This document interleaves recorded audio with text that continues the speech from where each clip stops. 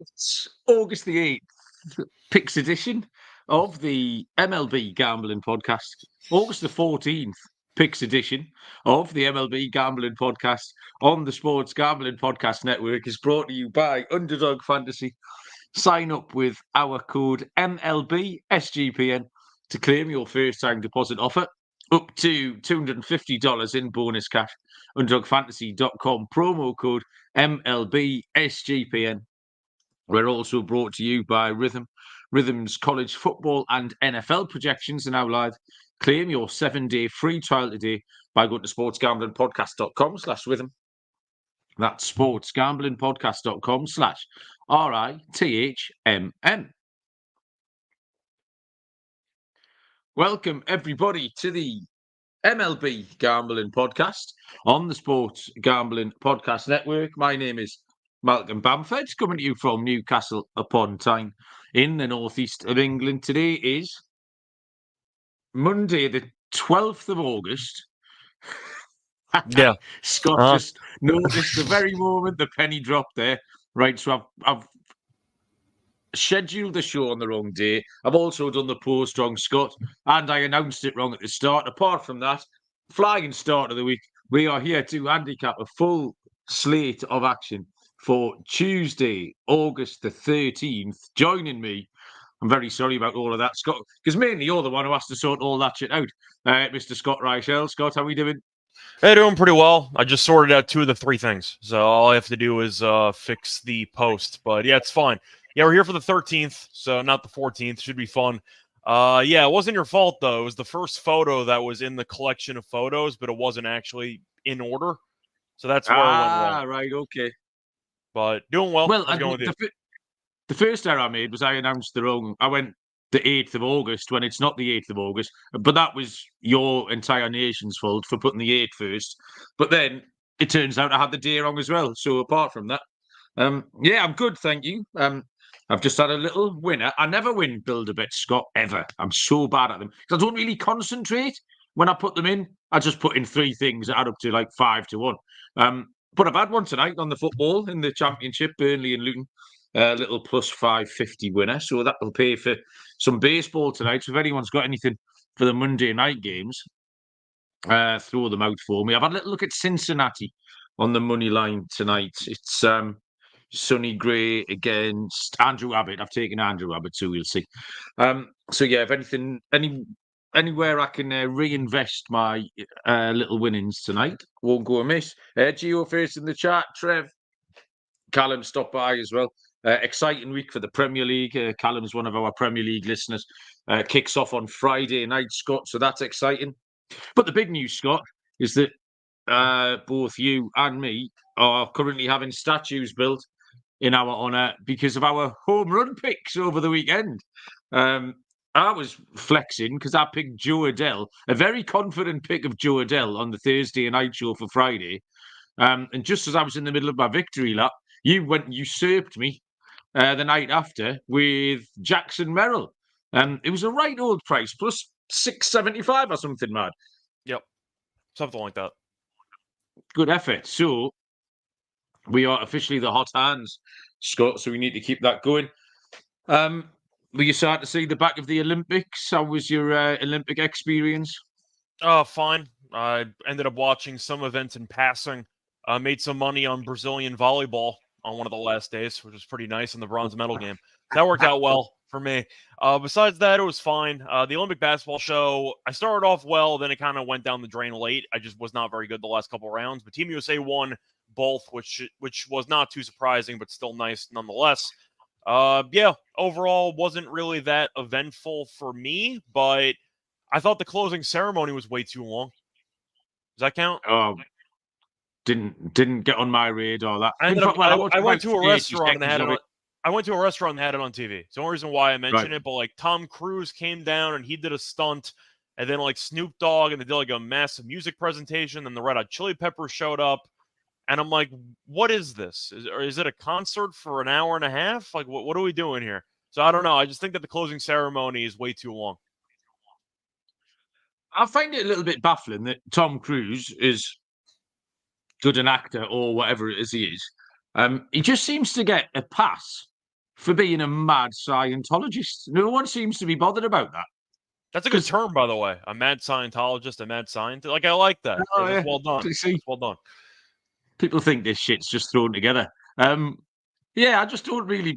He seems to be allowed to be, because it's quite a weird organisation, and I think there could be quite some dark undertones on that.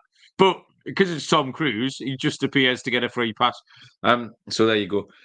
How on earth we've ended up in Scientology 6 minutes into the show is an absolute confusion to me. But we've got a full slate of card. I've got pictures for 29 of the 30 teams. I'm missing one from Minnesota. I've got lines for 14 of the 15 games. So there is plenty for us to get stuck into. If you're looking for a football fix, the podcast network here have launched the 32 NFL team previews. They're all really good. I listened to the Chicago Bears today. They're giving out a $500 circa future for listeners, plus the EPL returns. So make sure to check out the Gambling Podcast, and the Premier League Gambling Podcast is really good, apparently, for your football fix. Subscribe wherever you get your podcasts, and the SGPN app. We are going to start with, stop laughing, Scott, a 6:40. Well, that's tomorrow. To be fair, I was imagining how many ladders Baz has already prepared for the opening game on Friday. That's why I was already laughing. Baz will be up a ladder. It's Fulham, so he's guaranteed to have a corner ladder for the match, right? Corner ladders. Yeah, he loves a good corner ladder. He's very good at it as well, you know. I don't bother trying. I've got different skills. Barry's ladders are absolutely something else. 6:35, first pitch tomorrow is the Washington Nationals at the Baltimore Orioles. It is Jake Irvin for Washington, left-handed pitcher Trevor Rogers for Baltimore. Minus 162 for the Orioles, plus 136 for the Nationals. Total is 8.5. First thing I'd want to say there is that I don't really want to back Trevor Rogers at minus 162. Even on Baltimore. Irvin has been struggling lately, just not been going very deep into games, rarely going beyond the fifth inning. His July RA was up as well, 4.75, and in his 2 August starts, he's given up 9 earned runs in the 10 2/3 that he's managed. Has been slightly better on the road as a positive, you could say, but really just not going slightly below average recently. Rogers has now had 2 games for Baltimore. This will be his 3rd. And he pitched okay last time. I'll give him that. He got a win, which he needed. I think we're 2-10 on the year now. But before I bet him, I need to see it again. There's no way I can back him without seeing him back it up for a second consecutive time. The Orioles are really strong to the over against right-handed pitching. 47, 35 and 6 in the first 5, but even stronger, 52, 30 and 7 straight up. So really, everything wants me to take the over. Jake Irvin does, Rogers does, and the trends do. So over 8.5 was a pretty straightforward pick for me. Guess what I got? I got the over 8.5. Irvin has not been good lately. You're looking at his last 2 starts, 10 2/3, 9 earned runs. You're also looking at Rogers, who, even though he's 2-10, it's actually kind of funny. His team has won 4 of his last 5 starts. That implies 2 different teams, but he doesn't get actually the win in most of the situations. But since joining Baltimore, he's been fine. 9 1/3, 7 earned runs, 8 runs total, so not great, but he did get shelled by Cleveland, was better at home against Toronto last time out. Still not amazing, gave up 7 hits there in 5 innings. I see runs here. Washington offensively has been fine lately. I think Baltimore offensively can get to Irvin. So I see runs. I'll take the over. Team ride on the over then to open our account this evening. Next up is a 6:40 Eastern first pitch between the Chicago Cubs and the Cleveland Guardians. Javier Assad is confirmed for the Cubs. Carlos Carrasco is unconfirmed for the Guardians. We believe it's him. I think the books do as well. the books have Carrasco and the Guardians at -122, with the Cubs at +104. I haven't seen a total for this one, Scott, but I mean, we just talked about Rodgers at -162. Kind of get the same feeling about Carrasco at -122. So you say it's Carrasco. I actually see it's Matt Boyd listed on ESPN. Oh, Matt Boyd. Fuck. Yeah, Wow. I know. That's another guy. You throw him in with Zimmerman or like Molly. You just forgot he was in the league. But yeah, he might be starting in this game, so maybe it's not going to be Carrasco. But either way, I am in Chicago here. The Guardians did win the last 2 games against the Twins, but I still haven't liked how they played lately.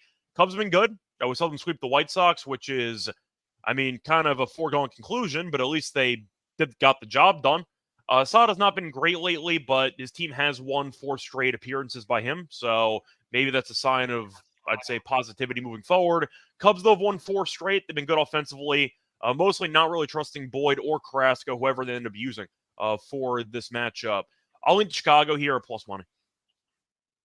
Yeah, Matt Boyd, that hadn't got on my radar at all. I used to like Matt Boyd. He would always find his way onto all my fantasy teams for some reason. But yeah, he's ex-Tiger, obviously. He hasn't pitched for a very, very long time. But I mean, he was always inconsistent. I think Boyd, he had quite a lot of strikeout potential. Last time we saw him, middle of last year, 5.45 ERA in 15 games started, 132. Whitby used to walk, so he used to walk a lot of batters as well.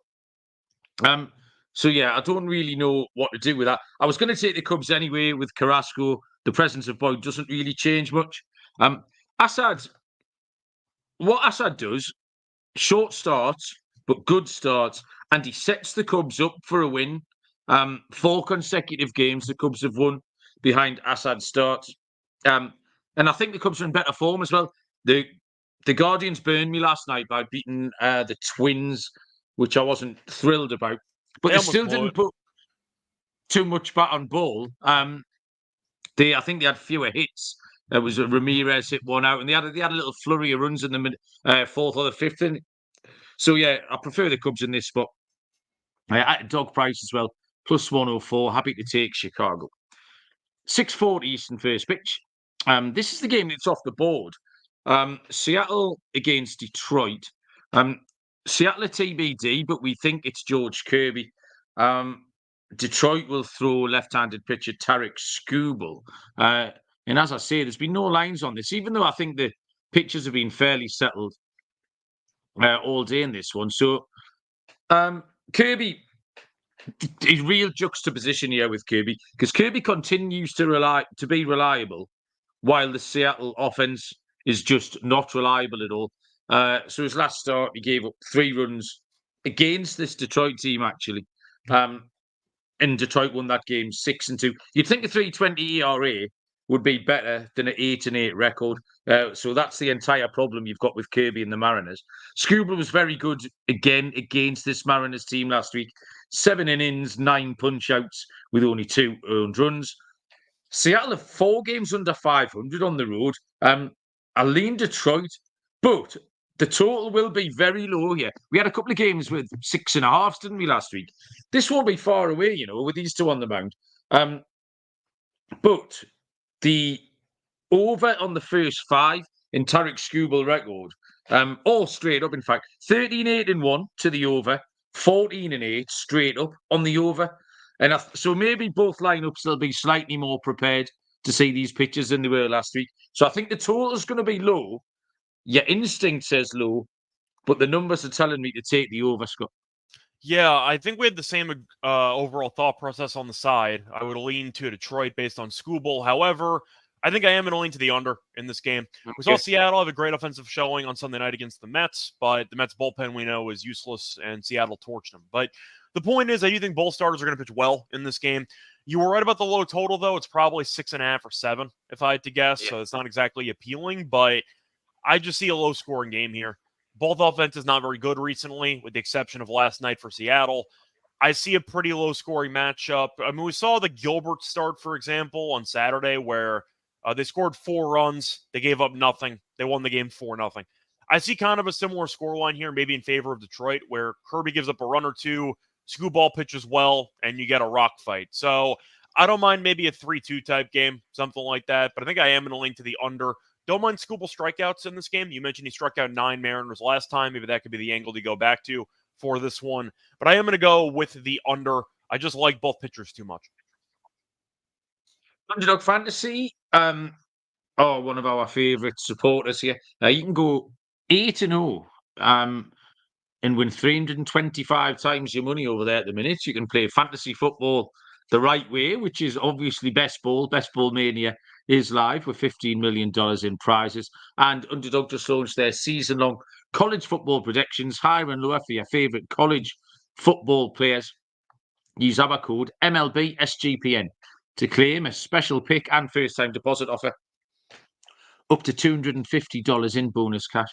UnderdogFantasy.com, promo code MLB SGPN. 6:40 Eastern first pitch is the St. Louis Cardinals at the Cincinnati Reds. Eric Fedde will go for St. Louis. For Cincinnati, it will be Hunter Green. Minus 120 the Reds, plus 102 the Cardinals. Total 8.5, Scott. So I think I have to lean to Green in this one, even though Green was not great against Miami. He's still been very good in general for the last month and a half, 2 months. Fedde was good the last time out, but the issue is he really does not go much length. He has made 2 appearances with the Cardinals, 1 good, 1 bad. He has gone to less than 5 1/3 in both of those. In fact, if you want to actually include his time with the White Sox, he has gone to less than 5 1/3 in 4 of his last 5 starts. So there's really no length. The Cardinals bullpen, the closer's been good. The rest of the bullpen's been kind of up and down, but I am going to go with Green here. I think Cincinnati offensively can get it going a bit against this bullpen, or at least maybe pressure Fedde. Green's been solid, though, for the most part. Yes, he kind of had a one-off bad start last time out, but I'll trust him in this spot. Line feels cheap with Green, and Seattle and Cincinnati have been in bad form recently. So it kind of, washes itself out, but I'll go with Hunter Green here at a cheap price. Absolutely cheap prices, right, Scott? I was quite stunned by these prices. My initial pick was Cincinnati on the run line because I thought I was going to have to jazz it up a little bit, but minus 120. It's great. I still like the run line, actually, but Fedde pitched well last time against the Rays. His whip is still too high, still walks too many batters. But Hunter Green, bar that one wobbly start that you mentioned, he's been one of the best in the league in the last couple of months. His July ERA was 0.33. In August so far is 2.25. 4 wins in his last 5, which the Reds covered all 4. They would have covered a run line in all 4 of those. Much prefer Cincinnati here. And like I say, don't mind a run line if you fancy something slightly more extravagant. 6:40 Eastern first pitch is the Miami Marlins at the Philadelphia Phillies. It is Valente Balozzo, unconfirmed for the Marlins. Confirmed for the Phillies is Taijuan Walker. Minus 178, the Phillies, plus 150, the Marlins. Total here is sitting at 9. Balozzo, he's had 2 decent starts in a row now. 5 2/3 scoreless last time against the Reds. He's got a 1.02 whip, which I like. Little demonstration of his control there. And Taijuan Walker has got a long run of L's next to his name when he's pitching for Philly now. 5 in a row. His home ERA is way up over 5. Philly have lost 3 in a row. I want to take Miami here. Scott, there's just enough in it. I think plus 150 is a nice price. So let's have a bit of a gamble on the Marlins. Yeah, I think I'm actually going to agree with you. Miami's been kind of feisty recently. Now, the problem is their bullpen's been awful, and that's kind of why they ended up losing the series against San Diego. They tried to blow it again yesterday, and then the Kim home run got overruled to a ground rule double, and they held on to win the game. But besides the bullpen, they gave San Diego serious problems the entire series, and San Diego is one of the hottest teams in the league. So I think Miami's actually been kind of underrated. Berger's been one of the best hitters in the league since the All-Star break. I think he actually leads the majors in home runs since the All-Star break. Edwards has been good. They got a couple other guys who've been contributing. So I don't mind the money here, the value, I mean, at plus money at a decent price. And Walker, we don't think is that good. So I'll go with the Marlins here, what I think is a pretty decent plus money price. So you're telling me if Berger had stayed healthy all year, my 150 to 1 most home run pick would have been good. I didn't realise he'd had that many since the All-Star break. Slightly disappointing. Yeah, I like that. Let's get Miami in the book. Next up is 6:50. Houston first pitch. It is the Houston Astros at the Tampa Bay Rays. Left-handed pitcher Yusei Kikuchi for the Astros. For the Rays, it will be Shane Baz plus 114. Tampa Bay minus 134. Houston total is at 8. Scott. I like the over in this game. Even though Tampa offensively has not been good for the entire season, they've actually been good against lefties this season. They're just actually decent against those type of pitchers. So I think you're looking at Kikuchi giving up some damage in this matchup, and I do think that Tampa can potentially get to him. They've seen him a lot before because, of course, he was with Toronto. As for Baz, I don't think he's very good, and Houston offensively has been solid lately. We saw them sweep the Red Sox. They've been hitting the ball well lately. I could see runs in here. I think 8's too low. I'll go with the over. Yeah, Kikuchi. I'm interested in Kikuchi, see what he's been up to. He's 2 wins from 2 starts now for Houston. Only gave up 7 hits last time as well.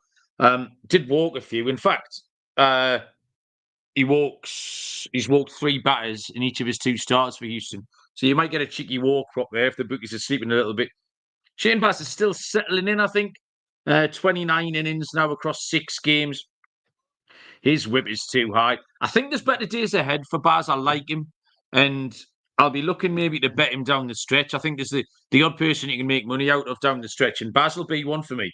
But Houston are in good form. And I just think in this position, I think they're better than the Rays. I don't think they're better than the Rays. They are better than the Rays. Houston, Bianca Kikuchi, Baz with a couple of question marks.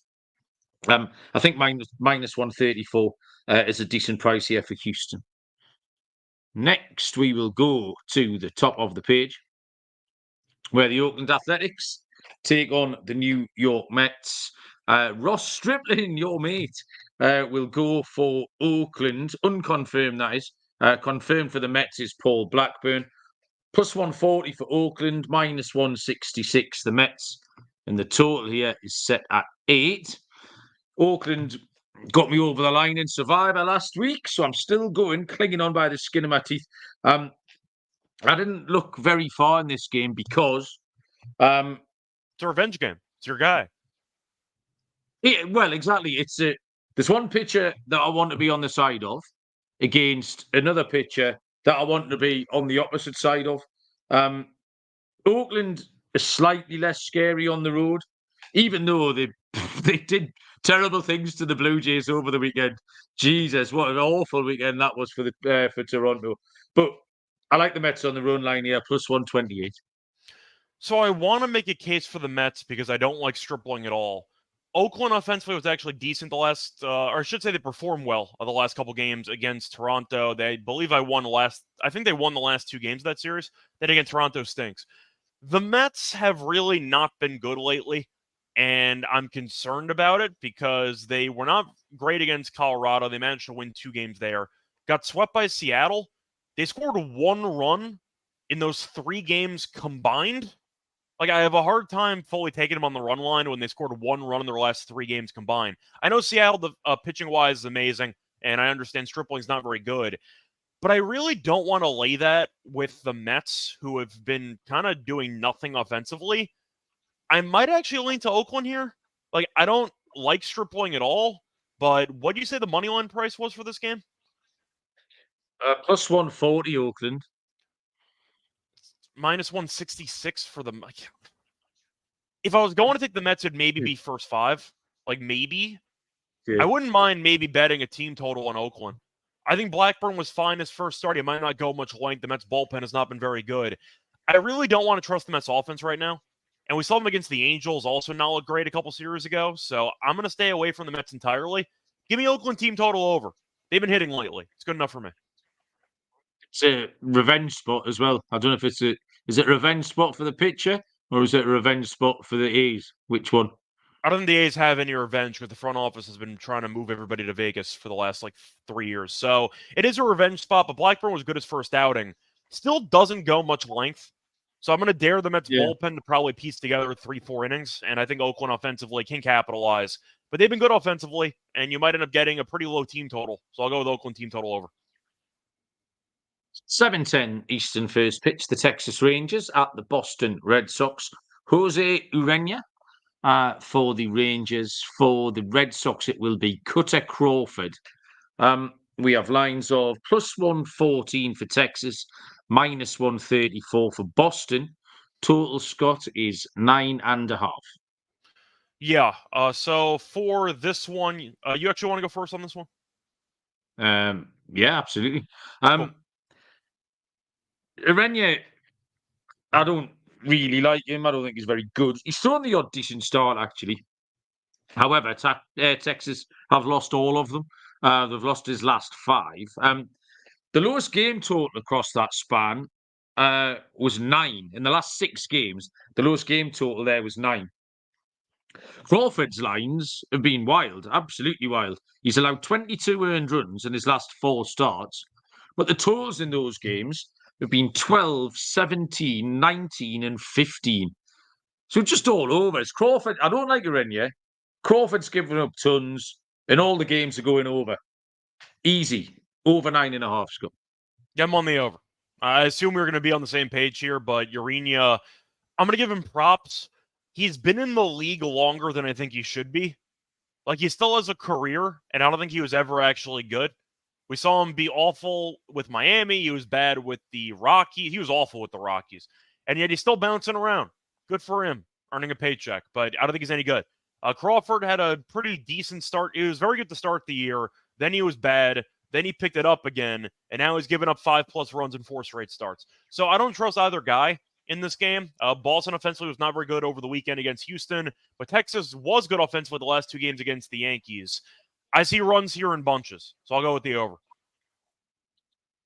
Football season is here, actually. I think if you count the pre-season games. I watched the first episode of Receiver on Netflix today. Me and Bob watched a little bit of that. Was quite good fun. So all excited for the football season and Rhythm. We've got you sorted. The college football, the NFL models are now live on Rhythm. You can create your own betting model or let Rhythm do the heavy lifting for you. You decide what stats matter. Rhythm and its predictive models do all the good stuff. Use AI projections, and Rhythm have got you covered for NFL Week 1 and college football Week 0. You can claim your 7-day free trial today by going to sportsgamblingpodcast.com/rhythm. That's sportsgamblingpodcast.com/RITHMM. And the Circa Survivor and Circa Millions are back with $16 million in guaranteed prizes. If you're not booked up for Vegas yet, the time to get out there is the 22nd to the 24th of August. Sean and Ryan, a lot of the gang will be out there to save on your room at the Circa. 15% off with the code SGP15.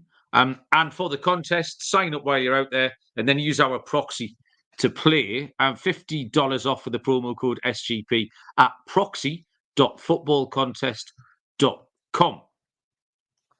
Next is a 7:40 Eastern first pitch between the Kansas City Royals and the Minnesota Twins. This is the only pitcher that I don't have, as I mentioned earlier on. Seth Lugo for the Royals, nobody for the Twins, but the bookies have priced it up.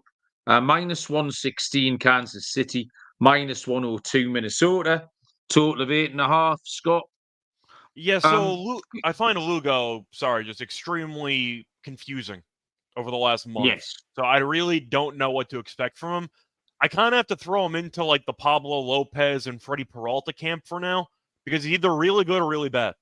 And there's no middle ground. So to go through the last couple starts for Lugo, 6 runs last start, 1 run the start prior, 6 runs the start before that, complete game 1-run performance against the White Sox. So I don't know what we're getting from Lugo, and I don't know who's pitching for Minnesota. Yeah, I don't really have much because I don't know who's pitching for Minnesota, but I think Lugo might be overvalued. He might be. I mean, can you guess who's pitching for Minnesota? Because I can't figure it out. Well, I don't know why it wouldn't be Joe Ryan. Because the rest of the week we've got Lopez, Blank, Ober, Richardson, Fester, and then Lopez, Ryan. So Ryan follows Lopez next Sunday night. Saturday and Sunday is Lopez, Ryan. Yeah, he's on the IL. I don't know why Monday, Tuesday isn't Lopez, Ryan. They put Ryan on the IL 3 days ago. That, Scott, is why Joe Ryan is not pitching tomorrow night. So why on earth would that website be telling me he's not pitching tomorrow, but he's pitching next Saturday? Right, okay, that makes sense. Well, I've got no idea then, mate. That's the shorter answer. Sorry. The only thing I can say about Lugo is that he's due a good one because he's going good, bad, good, bad, good, bad. And it's time for a good one. And he has been better on the road, but it is baffling. I'm annoyed with the Twins for letting me down last night. David Fester. They've got these young lads that the Twins have got. Simeon Woods Richardson. David Fester's another one. David Fester just got in a little bit of trouble. He cruised through 3. But I quite like them, and I quite like how the Twins handle these young lads. They're going to do okay. David Fester's another name I'll be looking at down the stretch as well. I mentioned Shane Baz earlier on. Was that someone in the comments reckon who they know who it is? Oh no, it's just telling us that Joe Ryan is on the IL. It might be some random like AAA guy they're calling up for a spot. Exactly. That wouldn't shock me. So I guess based on that, I'll lean to Kansas City, but I don't feel great about it by any means. Yeah, fair enough. Okay, next is I love this one, Scott. I'm so excited. 8:10 Eastern first pitch. The New York Yankees at the Chicago White Sox.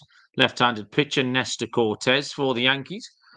Jonathan Cannon for the Chicago White Sox. The Yankees are a $3 favourite, minus 300.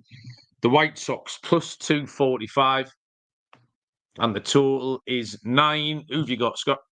Yeah, White Sox first 5 team total over. Please. Appreciate it. That's first 5 team total over. Yeah, it's gonna be like 1.5. Cortez stinks. We're in the middle of August. He can't pitch. Like I don't know what we're doing here. He's minus $3, and Cannon's not bad.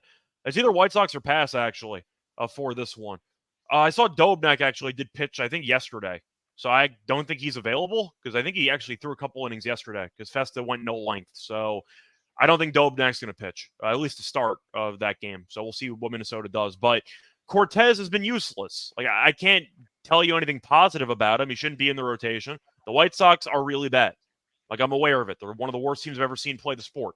But Cannon's okay. I'm not laying $3 with Cortez on the road. It's either White Sox money line or White Sox team total, and I don't want to back the White Sox bullpen. So I'll go with the White Sox team total over in the first 5, or maybe White Sox first 5. I'll fade Cortez. I think Chicago can actually get to him because he's that bad. So give me the White Sox to actually do some damage offensively. Well, there is another angle in, Scott, because you've so nearly arrived at the same pick as me. Now, I think last year in the second half of the season, I made Oakland first 5 kind of my entire personality. And I'm in grave danger of making Jonathan Cannon first 5 my personality this year, because this is the 3rd consecutive time I'm going to do it. But it hits every week. I think he's 6-1 now, straight up in the first 5, and he's plus 150 to do it every week. He'll be bigger than that tomorrow. So yeah, that was as far as I got. And the prices are absolutely adorable. Everything you said about Cortez is correct. But yeah, Jonathan Cannon is all right. The Chicago White Sox first 5 was an absolute no-brainer for me, like finding money in the street. 8:10 Eastern first pitch is the LA Dodgers at the Milwaukee Brewers. Gavin Stone for the Dodgers. It will be Colin Rea for Trevor's Brewers. Minus 126, the Dodgers. The Brewers are plus 108, and the total is sitting at, where's that? 8.5 is the answer. Gavin Stone, 9-5 now on the year, 3.71 ERA. He's just been really vulnerable lately. His ERA since the start of July is up over 7. It's home runs. The Dodgers are 1-5 straight up in Stone's last 6 starts. And Colin Rea, the complete opposite. Reliable is a word you would use for him. 0-2-0-2 earned runs in his last 4 starts. The Brewers are good at home. The Dodgers aren't brilliant on the road. They're 4 games above 500. They're kind of in the globe with a lot of other teams in there. The Brewers at plus money as an underdog. Love it. Plus 108 for the Brewers, please. Yeah, there was some news today, which was Mookie coming back off the IL. So that might be why there is some potential movement on the Dodgers. I kind of interjected when you were saying how bad Stone's been. It's home runs. He just gives up a ton of home runs. I do want to ask you, though, it's a trivia question. In Stone's last 6 starts, how many home runs has he allowed? It's got to be about 1.6 per game. 11. The answer is 8. Shit. It's fine. Point is 8, so he's been getting shelled, and I do think that Milwaukee has enough power to take him deep a couple times. Rio was amazing against the Braves last time out. That was actually a national TV game, and the announcers were kind of giving him loose comps for one day of like Greg Maddux, and I can't really disagree because he was just incredible for 7 innings, and it felt like every single pitch was exactly where it needed it to be. The command was on point. He got ahead of every batter. I actually made money in that game, betting on Eddie Rosario to not get a hit. Shout out to Rosario for doing nothing in that game. But Rio was very good. I think Milwaukee has the better pitcher right now based on current form. I understand that Mookie's back, and that's going to definitely help, but I do also wonder if he's going to be rusty, having not played in about 2 months. We'll see how that goes, but I think Milwaukee has value here. Ria's been good. I kind of was skeptical of him when the season started, and he's consistently proved me wrong. So I think he has actually blossomed into a pretty decent starting pitcher. But until Stone turns it around, I can't trust him. And we know Milwaukee's bullpen is also pretty good too. So if Ria gives you 6 innings, 2 runs, and you turn over the bullpen, I like your chances. I'll go with Milwaukee here at potentially plus money. Scott, does it damage my reputation if I tell you I don't know who Greg Maddux is? Yes. You probably should not have admitted that publicly for the sake of an MLB show. That they're going to kill you in the comment section after the show. They're going to kill you. But I'm rooting for you. Well, that gives you something else to edit out as well as me getting I got to keep that. That's for cohesion. I got to keep that in. It's character development. Now you have something to do. You can look forward to watching Greg Maddox's, 80 pitch complete game shutout? 76 pitch complete game shutout? Oh, right. No, actually. But I've heard about, is there something called doing a Maddox? Is that what that is? It's named after that guy. It means you threw a complete game and you had less than 100 pitches.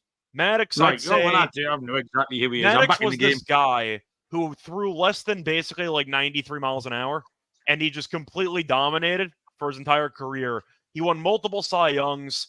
He's one of the best fielding pitchers of all time, actually. But he's one of the greatest pitchers of all time because he could throw the ball wherever he wanted. Inside corner, it's hitting the exact spot.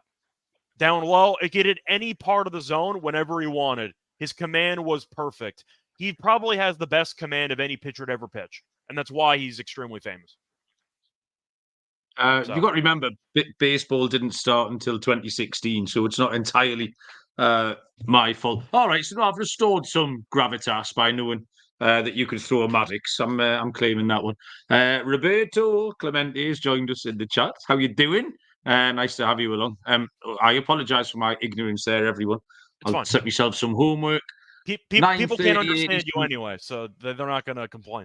Yeah, almost. Not like 98% of the people, according to the comments, can't understand a word I say. 9:38 Eastern first pitch is the Toronto Blue Jays at the LA Angels. It is Kevin Gausman for the Blue Jays, Carson Fulmer for the Angels, minus 148 Toronto, plus 126 the Angels, total 9. Scott, the Blue Jays didn't have a great weekend, but Gausman's been throwing well. Yeah, that's kind of the question that I have for you because I have a hard time fully grading Gausman because he's an innings eater, but his ERA is not great, and it feels like he can get shelled. Plus, he's awful at holding runners, gives up a ton of stolen bases. So I do like the Angels stolen base prop for this game as a team. I think Caesars has that market. You can bet team stolen bases. Should be like 1.5. I like the over. I think the Angels are going to run on him a couple of times. He has been getting good results recently, though. The Blue Jays have won each of his last 5 starts. So even when he's not pitched well, he has gotten some run support. So that can definitely help him out. But yeah, I think I'm going to go with the Blue Jays because of it. But Gausman, I don't know how good he actually is. He eats a ton of innings, and it feels like he constantly has guys on base. And the question is, can he get out of it or not? Like, that's really the question in every start, and I just have a hard time fully relying on a guy that's walked 3 guys in 4 straight starts. Like, he just walks a ton of guys, and he gives up some contact, and he's kind of been dancing in and out of trouble, but he constantly throws around 100 pitches. 3 starts ago against the Rangers, he had a complete game performance where he gave up 3 runs, very 2005-ish, through 118 pitches in a 3-run allowed complete game, which you really don't see ever in the 2020s. So I'll lean to Toronto. I don't mind the over. I think my favorite play, though, is the Angels stolen bases. Just based on Gausman's inability to keep runners on and the amount of guys he's walked and the amount of contact he's allowed, I think they'll be able to run against them. So I'll give me the Angels stolen base prop as my cop-out answer. Are you calling for an Adele home run in this game? A what? Are you calling for an Adele home run in this game? No, that was a one-time only offer. Sorry. Called it out, nailed it. We move on, Scott. That is a great angle in the total base angle. It's a beautiful angle in what is a tricky game because the prices are right. Gausman should be favourite, but it's really hard to pull the trigger on the Blue Jays, especially, like I say, after a really silly weekend against the Athletics. So Gausman does eat a lot of innings, you're right. In his last 5 starts, he's got a 7 and 8 and a 9-inning game in there. But Fulmer's okay. Max 3 earned runs. I quite like him. I just can't back the Blue Jays at all. I'll take a punt on the Angels. The Angels haven't been playing that badly. They've got some dangerous young players in the lineup. So I'll take the Angels here at plus 126. More just a fade of the Blue Jays who can find any way to get beat. 9:40 Eastern first pitch. The Colorado Rockies at the Arizona Diamondbacks. 2 lefties going here are Austin Gomber for the Rockies, and it is Eduardo Rodriguez for Arizona. Arizona are short, minus 240. The Rockies are plus 198, and the total here is sitting at 9.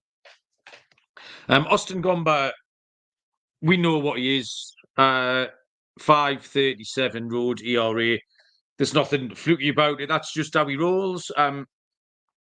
Erod had his season debut. I'd completely forgotten about Erod. I think Munaf mentioned him to me one day last week on the show. And his season debut against the Guardians went okay. But particularly, I mean, he never was the most reliable either. I want to see how he bounces back from that. I want to see how he responds. So I'd like to see it again. So I think I was happy to take Arizona or Erod out of this game and concentrate on their offense against Gomber. So with a total of 9, what we're looking at, well, maybe 5.5 of those for Arizona. Yeah. But I think Arizona can get to Gomber early and often. Offense is good. Marte, I think, was day-to-day, so we'll have to see how he is. But yeah, an Arizona team total for me. Yeah, I'm just going to go with Arizona minus 1.5 in this one. I think it's a good spot for Arizona. We saw Colorado have a crazy comeback against Atlanta. Kind of sums up Atlanta's season, that one comeback from yesterday. But they're still not a good baseball team, obviously, especially on the road. Arizona's been great for the last couple weeks. I think Erod can do enough in this matchup. And Gomber's been awful. So I don't really have anything positive to say about Gomber. He was in the Arenado trade. That's kind of what he's known for at this point. Not for a good reason, but he was one of the return pieces they got for Arenado. But, yeah, he's not really panned out. And I do think that Arizona, with the offense rolling and with the Rockies being bad on the road, being 17-43, Gomber's also allowed 24 home runs this season, and he's allowing over a hit per inning. I think Arizona can really get to him and can dominate, like you mentioned, for the team total. I mean, if Arizona gets to 6, they should cover the run line anyway. But they are 5-2 against the Rockies this season. 4 of those 5 wins were by multiple runs. Given the Diamondbacks on the run line at about minus 125. Okie doke. Yeah, we'll get on to the Braves in a little minute because that was another silliness as well. You're right, against the Rockies. The penultimate game tonight is a 9:40 Eastern first pitch between the Pittsburgh Pirates and the San Diego Padres. Luis L. Ortiz goes for the Pirates. Michael King for the Padres. Another shorty, minus 200. San Diego, plus 168. Pittsburgh, total Scott is 8. Yeah, I mean, it's an interesting spot because King was actually not very good against the Pirates last time out. His defense didn't help him, but he was good before that, and we'll see if he bounces back. He wasn't awful. 5 innings, 3 earned against the Pirates last time out, but they still got the job done in extra innings. Ortiz was a guy that I kind of liked, but recently it has not really gone well for him, so I have a hard time fully trusting him here. We know San Diego has been the comeback kings this season, and they've been able to really just find ways to come back from what seems to be impossible deficits to come back from. They just constantly find ways to get back into these games. I think I am going to go with San Diego minus 1.5. I gave Pittsburgh a fighting chance on Monday. Tuesday, not so much. I think that King's going to bounce back. I think that the Padres offensively are still very solid. And I don't really like the form Ortiz has been in. Ortiz, for the last couple outings, has been pretty vulnerable. And I think that it is not a coincidence that the Pirates have lost his last 3 starts. So I am going to go with the Padres minus 1.5. Yeah, the main thrust of my handicap was your last line there, was that Ortiz has been getting hit around in quite high-scoring defeats lately for the Pirates. He's actually not been too bad in relief. When they brought him out the pen, he's all right, but when he's going as a starter, he's not nearly as good. Michael King saw the Pirates last week, did have some early problems, but the Padres got away with it, as they often do, 9-8. I reckon they're leading the league in 9-8 wins this season, the Padres. But yeah, I got the same pick, Scott. Not hugely original, but Padres on the run line. They've been really hot lately. The final game, and this is an interesting one, 9:45 Eastern. First pitch, the Atlanta Braves at the San Francisco Giants. Charlie Morton for the Braves and left-handed pitcher Kyle Harrison will go for San Francisco, who are plus 104 home underdogs, minus 122 the Braves, with a total here of 8. Yeah, the Braves are really, really in a right old mess. I was talking to a Braves fan yesterday down watching the Nighthawks play, and he wasn't very happy, even a little bit. Charlie Morton's throwing more bad starts than good starts, particularly on the road as well. If you do get a good one out of him, it tends to be at home. But I like Harrison. 9 home starts for him with a 3.47 ERA. And that might just be good enough here. Say Atlanta hit a new low, really, at the weekend for them. I think at the prices, Atlanta look a little bit shell-shocked. I'll take the Giants at plus 104, Scott. I think I'm going to agree with you, mostly on the premise that I don't think the Braves right now should be favored against arguably anybody. They've been that bad. Like, I have a hard time laying a price with them because nobody wants to back them since they're just a psycho team. They're in massive freefall. And I will give them some props, though. The offense has been good lately for the last week. The pitching's been terrible. So I'm going to lean over in this game. Morton has been kind of alternating good starts and bad starts. Got destroyed by the Brewers last time out. That was actually a home start. 2 2/3, 8 runs allowed, 4 home runs allowed. The last couple road starts, though, not very good. 2 2/3, 7 runs, 5 earned against the Mets. 6 1/3, 4 runs against the Diamondbacks. If you want to go further than that, 5 2/3, 5 runs against the Yankees. He's been really bad on the road. Harrison's been fine for the most part, but I do think he can struggle against an Atlanta offense that has started to get it going a bit more. I'll take the over. I'll capitalize on the low total in this pitcher's friendly ballpark with 2 pitchers that I think can struggle in this game. Give me the over in the spot. Okie doke, like that, Scott. That is 15 games in the book. Scott, you may lead us off with your lock and dog, please. All right. So for my lock and my dog on the show, I got to think of what I want to go with here. For the lock on this one, there were a couple things I was tempted by. I think I am going to go with my instincts on this one, and I think I am going to go with the over 9.5 in that Red Sox and Rangers game. I just see runs. I don't really trust either pitcher. Crawford's been horrible, giving up 5+ in 4 straight. Ureno, we know, has been bad for years at this point. And you're looking at 9.5 on FanDuel. Most books have 10. I'd probably take the 9.5 now. The line's going to move. Texas did get going in the last 2 games offensively against the Yankees. Did lose the game on Sunday, but they tried their hardest to come back. I see runs. I just think there's a couple ways to get there. I think Boston's pitching staff's been a mess recently. The offense, though, we know is talented, and we know the Texas offense has not been great recently. But, I mean, they've not been great overall this season, but they have been better over the last couple of games. Give me the over, 9.5 into that Red Sox game as my lock. For my dog, I had a couple options that I was actually really tempted by. I know you want White Sox first 5, so I'm going to let you get White Sox first 5. I'm going to go with the Brewers. Give me the Brewers money line in this one. I think it's a pretty decent plus money price. Stone has been really underwhelming recently, and Rio's been good. I think getting plus 108 is a good price.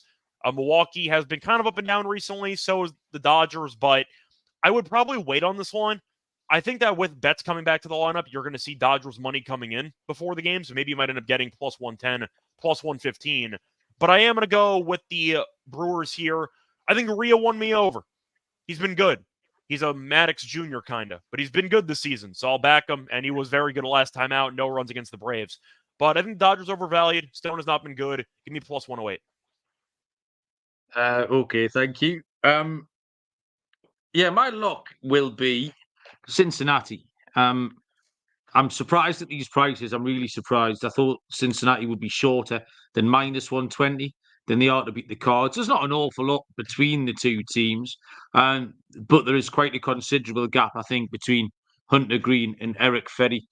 So Green at home, minus 120, I think is a reasonable price. In fact, I think it's a great price. So he has been covering the run line. I might even bet the run line in that one. My dog, I don't know, Scott, because, yeah, like I say, Jonathan Cannon is the one. But I got some other dogs that are like Miami at plus 150. I like the Cubs, although they're just a tiny little puppy at plus 104. And I got another one later. I thought based on tradition, you would just take Cannon, because I'm assuming the first 5 money line is going to be like, what, 2-1? Yeah. Maybe? You're right. Yeah, okay then.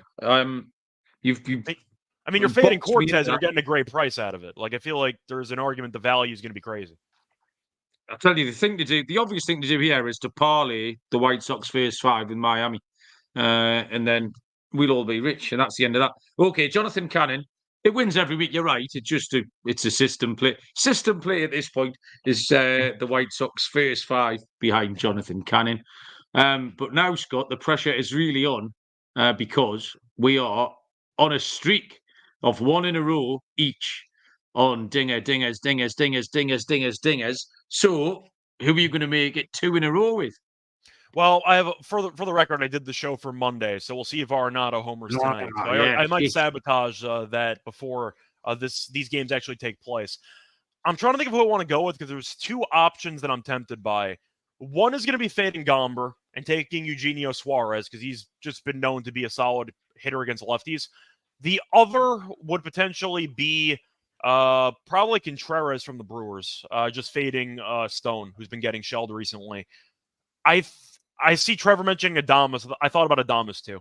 But I think for this one, I am going to go with Suarez for the Diamondbacks.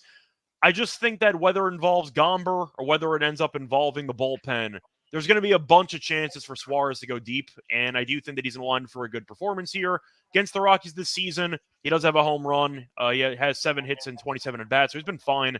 But I do think that he can do pretty well against Gomber, because you're looking at his numbers against lefties this season, and he does have actually not as good numbers against lefties. I thought he was better against lefties, so I actually might pivot at the last second. Why do I think Suarez is better against lefties? I don't know. Yeah, I might pivot on that, actually. Yeah, you know what? I'll go with Contreras for the Brewers. I'm going to go full changing of the heart here.